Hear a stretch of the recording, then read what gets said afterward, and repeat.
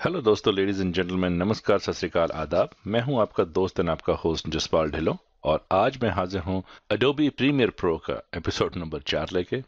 दोस्तों, पहले तो मैं आप सबसे माफी मांगता हूं कि ये प्रीमियर प्रो के एपिसोड कहीं बीच में पीछे ही छूट गए थे।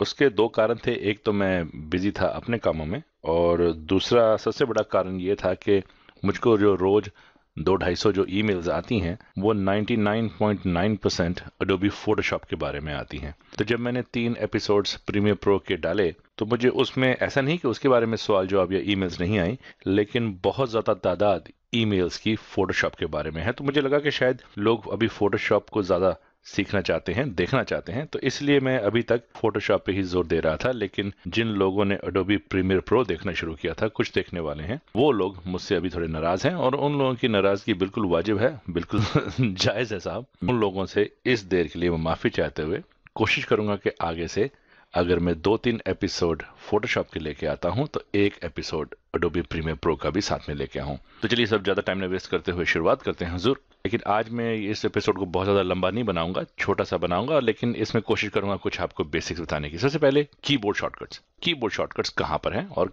कैसे हम इनको ढूंढ सकते हैं, और चाहें तो इनको बदल भी सकते हैं। बदलना क्यों शायद हमें पड़े, इसलिए कि कुछ लोग जो सोनी वेगस के यूज करते थे या जो एप्पल के प्रोग्राम यूज करते थे वीडियो एडिटिंग के लिए, और अब वो अडोबी प्रीमियर प्रो की तरफ आ रहे हैं क्योंकि प्रीमियर प्रो अब सबसे ज्यादा पॉपुलर और सबसे ज्यादा पावरफुल होता जा रहा है। तो उनके जो वो कीबोर्ड शॉर्टकट्स थे वो कुछ अडोबी प्रीमियर प्रो से डिफरेंट हैं, लेकिन वो चाहें तो वही सारे keyboard shortcuts Adobe Premiere Pro में इंपोर्ट कर सकते हैं। तो वो कुछ डिफरेंट हैं, इसलिए शायद बदलने पड़े। सबसे पहले तो कीबोर्ड शॉर्टकट्स देखने के लिए आप यहाँ एडिट में आइए और यहाँ देखिए ये कीबोर्ड शॉर्टकट्स है, ये सेकंड लास्ट ऑप्शन है, इसको क्लिक कीजिए। सारे ही कीबोर्ड शॉर्टकट्स आपके पास मिल जाएंगे। फॉर एग्जांपल जैसे हम टाइमलाइन पे मार्कर्स लगाते हैं, मार्कर्स की कीबोर्ड कहाँ पे है, अगर मैं वो करूँ तो सीधा यहाँ पे अगर मैं मार्कर कर देता हूँ, ये देखिए मार्कर्स के सारे ही कीबोर्ड्स शॉर्टकट यहाँ पे लिखे आ जाते हैं। अगर मार्कर ऐड करना है तो एम, मार्कर में जाना है तो शिफ्ट, प्रीवियस में जाना है तो साथ में कंट्रोल जोड़ दीजिए। और भी सारे फाइलों से कनेक्टेड जितने भी टाइटल से कनेक्टेड जितने भी कोड्स हैं सारे यहाँ पे आप देख सकते हैं। अगर जैसे मैंने कहा अगर आपको बदलना हो, अभी देखिए ये यहाँ पे एडिट वाले ये सारे ऑप्शंस ग्रेड आउट हैं, लेकिन अगर मैं मार्कर को हाईलाइट करूं, सिलेक्ट करूं, तो ये देखिए ये एडिट का ऑप्शन खुल जाता है। अगर मैं इसको क्लिक करूं तो अब यहाँ पे आप इसको बदल सकते हैं। आप एम की जगह टी कर सकते हैं, P L A B C D जो भी एफ फंक्शन कीज हैं वो यूज कर सकते हैं। दोस्तों अब देखते हैं ये different different panels photo Premiere Pro में क्या है और ये कैसे काम करते हैं। सबसे पहले जिस भी पैनल पे हम काम करना चाहते हैं या कौन सा पैनल इस वक्त एक्टिव है वो करेगा। जिस भी पैनल के ऊपर येलो आउटलाइन है वो एक्टिव होगा। अब यहाँ पर मैं क्लिक करता हूं तो अब आप देखिए ये प्रोजेक्ट पैनल हाईलाइट हो गया, तो हम इसमें काम कर सकते हैं। प्रीमियर प्रो में काम करने के लिए कोई ना कोई मीडिया हमें इंपोर्ट करना पड़ेगा। तो मीडिया इंपोर्ट करने के कई सारे तरीके हैं। यहाँ फाइल से जाके आप इंपोर्ट दबा सकते हैं और या कंट्रोल आई करके शॉर्टकट है वो कर सकते हैं, या ब्रिज में से निकाल के ले आ सकते हैं, या यहाँ पे भी अगर आप डबल क्लिक करेंगे तो ये इंपोर्ट डायलॉग बॉक्स खुल जाएगा, जहां पे भी आपका फुटेज है वहां से ला सकते हैं। या एक और तरीका है, जैसे मैं दूसरे मॉनिटर से यहाँ लेके आता हूँ, ये देखिए। अब जैसे मुझको ये फुटेज लानी है तो इस फुटेज को अगर मैं ड्रैग करके यहाँ ले आऊं तो ये देखिएगा ये फुटेज यहाँ पर आ जाती है। इसको मैं वापस बाहर निकाल देता हूँ, ये हमारी फुटेज यहाँ पर आ गई। अब ये फुटेज सिर्फ प्रोजेक्ट पैनल पे है, ना तो ये सोर्स मॉनिटर में है, ना प्रोग्राम मॉनिटर में है, और ना ही ये टाइमलाइन यहाँ पर है। अब ये फुटेज टाइमलाइन पे लाने के लिए हमको कुछ इसकी सेटिंग्स बनानी पड़ेंगी। जैसे अगर यहाँ पर मैं जाऊं और अगर मैं नई सीक्वेंस खोलता हूं तो ये सारी मुझको सेटिंग्स बनानी पड़ेंगी कि मेरी वीडियो किस तरह की है, कितना फ्रेम रेट होगा, कौन सा एडिटिंग मोड में होगी, वीडियो की सेटिंग्स क्या हैं, पिक्सल एस्पेक्ट रेशियोज क्या होंगे, और ऑडियो कैसा होगा।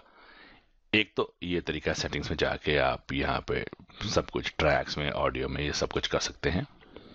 कैंसिल कीजिए। अगर तो आप अपनी फुटेज खुद ही खींचते हैं, अगर तो आप खुद ही वीडियोग्राफर हैं, उसके लिए तो बहुत ही आसान सा एक तरीका है जो मैं आपको अभी बताने वाला हूं।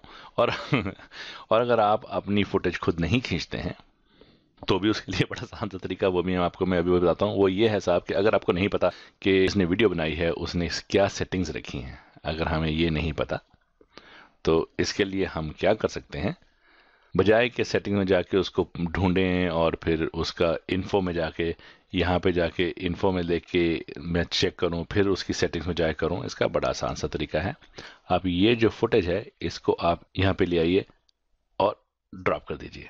तो ये जो फुटेज जिस सेटिंग पे खींची गई है, ये उसी फुटेज के हिसाब से ये सीक्वेंस बन जाएगी। ये देखिए, अगर मैं सीक्वेंस में देखूं तो वही नाम भी आ जाता है, वही साइज, वही फ्रेम रेट, वही लेंथ, वही सब कुछ वही है। तो अब ये फुटेज मेरे पास है, थोड़ा चलाता हूं मैं। ये नायग्रा फॉल्स की खिंची हुई फोटो है। तो जितना आप शोर देख रहे हैं, ये पीछे पानी का जो झरना है उसका शोर है, तो कुछ सुनाई नहीं देता। अब दोबारा यहाँ पे रहते हुए कि अब जैसे मैंने आपको बोला था, ये प्रोजेक्ट पैनल पे इस वक्त हम हैं। अगर प्रोजेक्ट पैनल को, ये जो पैनल छोटा सा है, अगर इसको बड़ा करना हो तो ये जो ऊपर टिल्डा की है, जो नंबर मेरे कीबोर्ड में जो नंबर 1 है, नंबर 1 ऊपर जो न्यूमेरिक की है उसके लेफ्ट हैंड साइड पे, तो अगर मैं टिल्डा की को दबाऊंगा तो यही जो पैनल है ये फुल व्यू मोड में आ जाता है, ये एनलार्ज बड़ा हो जाता है। तो इसमें अगर हम देखें तो इसमें हमारे पास इसकी सारी इंफॉर्मेशन है, ये कितने में कितने सेकंड की वीडियो है और वीडियो की साइज क्या है, ऑडियो का क्या रेट्स हैं, कितने हर्ट्स में है। ये अगर आप चाहें तो इसमें अपने कमेंट्स भी डाल सकते हैं। जैसे अगर आप डिस्क्रिप्शन में आके यहाँ पे कुछ डालना चाहें किसी और के लिए, अगर आप किसी को डिस्क्रिप्शन देना चाहें तो वो भी दे सकते हैं। इसको कैप्चर की सेटिंग्स बदल सकते हैं और इसको आप रेट कर सकते हैं। दोबारा से टिल्डा की दबाऊंगा तो ये दोबारा बैक उसी पे चला जाएगा। सेम अगर मैं किसी जैसे प्रोग्राम मॉनिटर को हाईलाइट करूं और टिल्डा की दबाऊं तो ये देखिए प्रोग्राम मॉनिटर इसको फुल व्यू में आ जाता है। मैं दोबारा टिल्डा की दबाता हूं तो ये वापस चला जाता है। टिल्डा की किसी भी पैनल को बड़ा करने के काम में आती है। यहीं पर रहेंगे हम लोग। यहीं पर रहते हुए ये बात ध्यान में रखने वाली है कि यहाँ पे बिन्स, जैसे अगर हम यहाँ पे अगर मैं इसको हाईलाइट करूं और यहाँ मैं क्लिक करूं तो देखिए न्यू बिन आ जाता है। न्यू बिन को आप न्यू फोल्डर की तरह समझिए। जैसे अगर आप फोटोग्राफर भी हैं, एक शादी खींचते हैं, तो शादी में अगर आपने 500-700 फोटो खींची हैं और 500-700 फोटो को अलग अलग फोल्डर में, एक मेहंदी की हो गई, एक बारात की हो गई, एक मिलने की हो गई, एक जो बाद में डांस है उसकी हो गई, तो अलग अलग फोटो को आप अलग अलग फोल्डर्स में अलग अलग ग्रुप बना के रख लेते हैं, ताकि अगर आपको कोई बोलेगा मेरी मिलने में फोटो थी तो मुझको वो चाहिए, तो आप वो मिलने वाले फोटो में जाके फटाफट बजाय 700 फोटो के ढूंढने के आप 40-50 फोटो में से उस शख्स की फोटो आप ढूंढ सकते हो। सेम यहाँ पे हम यहाँ पे एक न्यू बिन बना लेते हैं। न्यू बिन का हम यहाँ पे नाम रख देते हैं जी ऑडियो।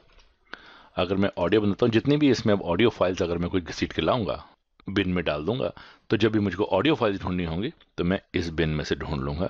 सेम जैसे हम प्रीमियर प्रो में टाइटल्स बनाते हैं, तो एक खासकर डॉक्यूमेंट्रीज में या जैसे हम न्यूज़ कास्ट में देखते हैं कि यहाँ पर न्यूज़ चल रही होती है और नीचे यहाँ पे एक टेम्पलेट होती है जहाँ पे कि न्यूज़ कास्टर का नाम या इंटरव्यूई का नाम यहाँ पे आ रहा होता है। टेम्पलेट वही रहती है, नाम बदलते रहते हैं। तो वो टेम्पलेट बना के भी हम यहाँ वो एक टाइटल वाला एक बिन बना लें यहाँ पर और उसमें सेव कर सकते हैं। तो बिन्स को आप फोल्डर्स की तरह समझिए। यहाँ पे बिन इसलिए कहा जाता है कि ये पुरानी फिल्मों का स्टाइल है। जब फिल्म थी, जब रील्स होती थी और टेप होती थी, तो अगर फिल्म 17 रील की है तो उसके 17 डब्बे होते थे, उनको बिन्स बोलते थे। क्योंकि ये फिल्म के साथ कनेक्टेड ये प्रोग्राम है, इसलिए उन्होंने इसका नाम बिन वहीं से कैरी फॉरवर्ड किया हुआ है। अब ये देखिए, ये यहाँ पे दो व्यूज हैं हमारे पास। एक लिस्ट व्यू जो अभी है हमारे पास, ये नाम की लिस्ट है, और एक आइकॉन व्यू।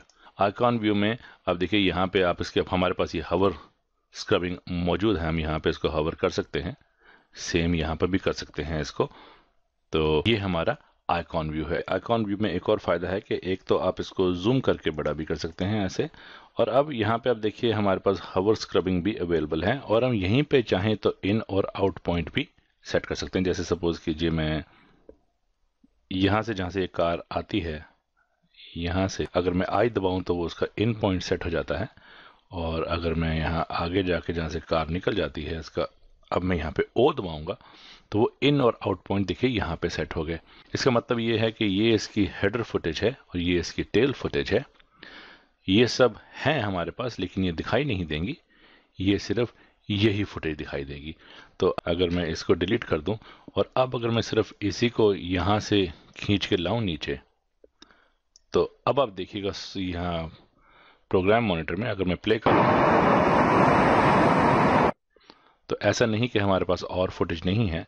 मैं चाहूँ तो इसको ड्रैग कर सकता हूँ और बड़ा, तो अभी तो सिर्फ इतना है। और अब मैं अगर इसको डिलीट कर दूं और अब अगर मैं ड्रैग करके लाऊं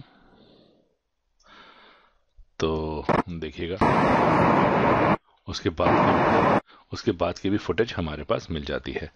तो हम यहीं से इसका इन और आउट पॉइंट भी सेट कर सकते हैं।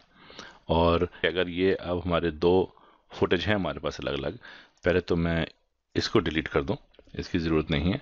अब सपोज़ कीजिए मैं ये दो फुटेज और लेके आता हूँ, ये देखिए, तो ये अब हमारे पास चार अलग अलग फुटेज आ गई।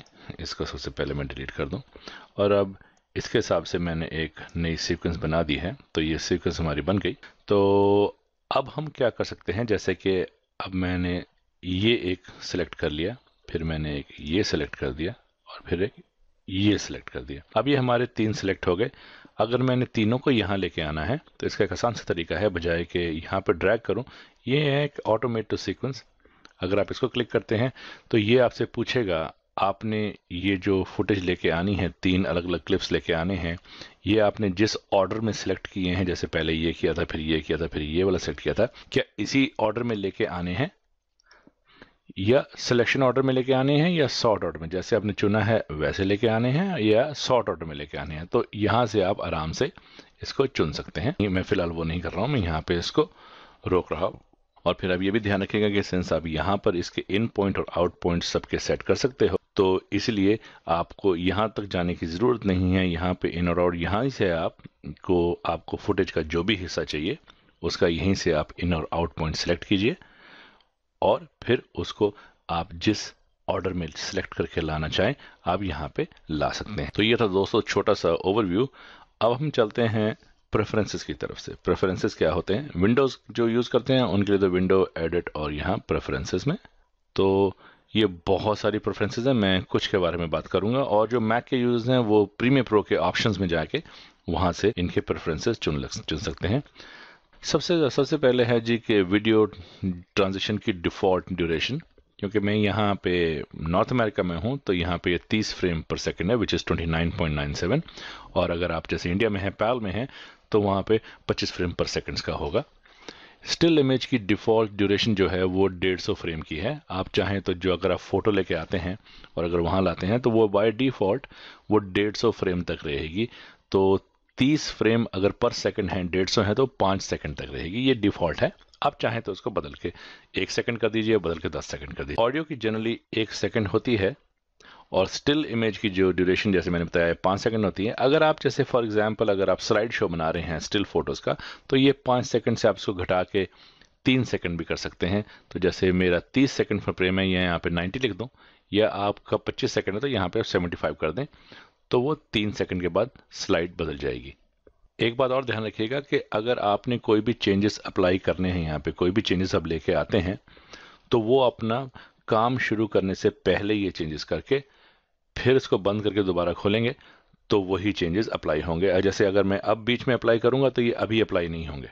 कई बार आपको ऐसा लगेगा कि जो सोर्स मॉनिटर और प्रोग्राम मॉनिटर में आप एक ही फुटेज खोलते हैं, लेकिन दोनों का जो स्केल है वो डिफरेंट। कई बार कोई फोटो यहाँ पे सही दिखाती है, वहाँ पे कट जाती है फोटो, तो वो आप सोचेंगे ऐसा क्यों है। तो वो क्या होता है कि यहाँ पे अगर आप देखिए default scale to frame size ये हमेशा अनचेक्ड होता है।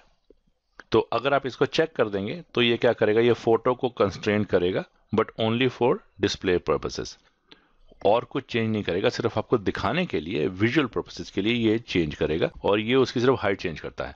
तो ये जनरली आप इसको अनचेक्ड ही रहने दीजिएगा। अब दूसरा टैब है अपीयरेंस। ये अपीयरेंस सिर्फ डिस्प्ले के लिए, हमारे इंटरफेस के लिए है। जितना मैं इसको डार्क करना, लाइट करना चाहूँ तो ये लाइट हो जाएगा। अगर आप प्रीमियर प्रो 5.5 देखें तो वो कुछ ऐसा हुआ करता था, ये थोड़ा डार्क है। जो डिफ़ॉल्ट है वो इतना है। ये आपकी अपनी सहूलियत के ऊपर है, आप चाहें इसको और डार्क कर लीजिए। तीसरा है ऑडियो। ऑडियो में मैं कुछ खास नहीं बोलूँगा, ऑडियो में सिर्फ यही है कि एक ये है प्ले ऑडियो वाइल स्क्रबिंग, इसको हमेशा चेक रखिएगा। वो इसलिए कि जब भी आप स्क्रब करते हैं तो वो आपको ऑडियो की आवाज़ भी सुनाई देगी। कई बार आपको विजुअल क्यू नहीं मिल पाता, लेकिन ऑडियो सुन के आपको लगता है कि यहाँ पे मेरे को कोई ट्रांजिशन लेके आनी है, या यहाँ पे मैं इसको क्लिप काट के इसको अलग से, तो इसके लिए हमारे पास ये जो प्ले ऑडियो है ये हमेशा आप चेक रखिएगा। दूसरी बात जो खास ध्यान रखने वाली है कि ये जो mute input during timeline recording, जिनको नहीं पता है उनके लिए बता दूं कि प्रीमियर प्रो में full fledged recording studio built in है। आप चाहें तो इसको full fledged audio recording studio की तरह से यूज कर सकते हैं। और अगर मैं कुछ रिकॉर्ड कर रहा हूं इसमें और अगर मैंने ये म्यूट का बटन नहीं दबाया हुआ तो उसमें क्या, जो भी मैं बोलूंगा वो स्पीकर्स में से बाहर आवाज आएगी और वही आवाज दोबारा एको होकर रिकॉर्ड होगी, तो रिकॉर्डिंग खराब हो जाएगी। तो इसके लिए तो इसको हमेशा चेक रखिएगा। तो मैं फिलहाल इसको अनचेक, क्योंकि ये मेरा मेन कंप्यूटर नहीं है तो इसलिए मैं इसको अनचेक रखता हूँ, ताकि मैं जब मैं कुछ रिकॉर्ड करता हूँ और जो उसकी जो आवाज़ है वो आप लोगों तक पहुँचे जो फिल्म की, तो इसलिए मैं इसको रखता हूँ। अब तीसरा है ऑडियो हार्डवेयर। इसकी आप चिंता तभी कीजिएगा जब आपके पास कोई एक्सटर्नल थर्ड पार्टी ऑडियो हो। जैसे हमारे पास सिर्फ यही है इसमें, तो इसी को चिंता करने की ज़रूरत नहीं है, तो इसको हम छेड़ेंगे भी नहीं। ऑटो सेव, ये बड़ा ज़रूरी है। ऑटो सेव क्या है कि जो प्रीमियर प्रो हालांकि काफ़ी एडवांस्ड है, काफ़ी बड़ा प्रोग्राम है, आप कंप्यूटर भी अच्छे से अच्छा यूज़ कर सकते हैं, लेकिन ये भी जो प्रीमियर प्रो यूज़ करते हैं वो ये अच्छी तरह समझते होंगे कि ये प्रोग्राम क्रैश भी हो जाता है, चलते चलते क्रैश हो जाता है। तो इसीलिए आप इसको, मैंने हर 15 मिनट के बाद, जब मैं 15 मिनट तक इसमें काम कर लेता हूँ तो ये ऑटोमेटिकली उस काम को सेव कर लेगा। और मैक्सिमम जो वर्जन है मैं इसके 20 तक जाता हूँ, 20 तक सेव करके दोबारा फिर नए सिरे से शुरू हो जाता है। तो अगर आप भी इसको चाहें, आप, मैं तो हर 15 मिनट का सेव करता हूँ कि मेरा कंप्यूटर थोड़ा अच्छा है, लेकिन आप चाहें तो इसको 10 मिनट के बाद भी सेव कर सकते हैं। तो हर 10 मिनट के बाद जो भी आपने अभी तक किया होगा लास्ट 10 मिनट का, वो ये ऑटोमेटिकली सेव कर लेगा। अब मैं ये capture control surface device control को अभी नहीं टच करूंगा। उसके बाद मैं आता हूँ लेबल कलर्स पे। ये जो टाइम लाइन है यहाँ पर इधर उधर, ये सबको आप अलग अलग रंग देख सकते हैं। आप चाहें तो ऑडियो को आप ग्रीन कलर दे दीजिए, वीडियो को आप रेड कलर दे दीजिए। यहाँ पे जो टाइम लाइन है यहाँ पे वो अलग अलग कलर्स में आ जाएगा। इसका मतलब सिर्फ यही है। और उसके बाद मेमोरी, 16 GB रैम है मेरे कंप्यूटर में। मैंने प्रीमियर प्रो को 11 GB दी है और बाकियों को मैंने 5 GB दी है। मैं चाहूँ तो इसको कम कम ज़्यादा यहाँ से कर सकता हूँ, लेकिन ये ध्यान रखिएगा कि अगर आपके पास थोड़ी मेमोरी कम है तो कम से कम 2 GB रैम आप बाकी एप्लीकेशंस के लिए भी रखिए, जैसे फोटोशॉप के लिए या किसी और भी प्रोग्राम के लिए। वरना क्या होगा कि अगर आपका प्रीमियर प्रो खुला हुआ है और अगर 2 GB की रैम अवेलेबल एक्स्ट्रा उनके पास नहीं है, तो वो प्रोग्राम आके प्रीमियर प्रो की ही रैम से चोरी करेंगे, तो ये प्रीमियर प्रो बार बार क्रैश होगा आपका। तो इसके लिए फिर आपको कम से कम भी 2 GB रैम तो दूसरों के लिए रखनी ही चाहिए। और ऑप्टिमाइज रेंडरिंग फॉर परफॉर्मेंस, ये परफॉर्मेंस तक ही रखिएगा। और अगर आपके पास मेमोरी कम है तो फिर आप ये मेमोरी को चूज़ कीजिएगा भाई कि मेमोरी के हिसाब से मेरी परफॉर्मेंस देना। लेकिन अगर आपके पास एम्पल GB रैम, अगर एम्पल रैम है आपके पास, जैसे मेरे पास 16 GB है, तो ये परफॉर्मेंस के ऊपर ये इसको ऑप्टिमाइज करेगा। तो सब ये था कुछ इंटरफेस के बारे में। अगले ट्यूटोरियल से मैं हम रियली फुटेज को इंपोर्ट करेंगे, उसमें इन और आउट पॉइंट्स लगाएंगे, अलग अलग फाइल्स क्या क्या काम करती हैं वो सब कुछ बताऊंगा। तो दोस्तों फिर से अगेन डिले के लिए माफ़ी, लेकिन आगे से मैं रेगुलर होने की कोशिश करूंगा। ये ट्यूटोरियल मैंने सिर्फ पैच की तरह से बनाया है बीच में, ताकि जो बीच में से हमारा जो डिस्टेंस बढ़ गया था मैंने उसको बैंडेड की तरह से पैच कर दिया है।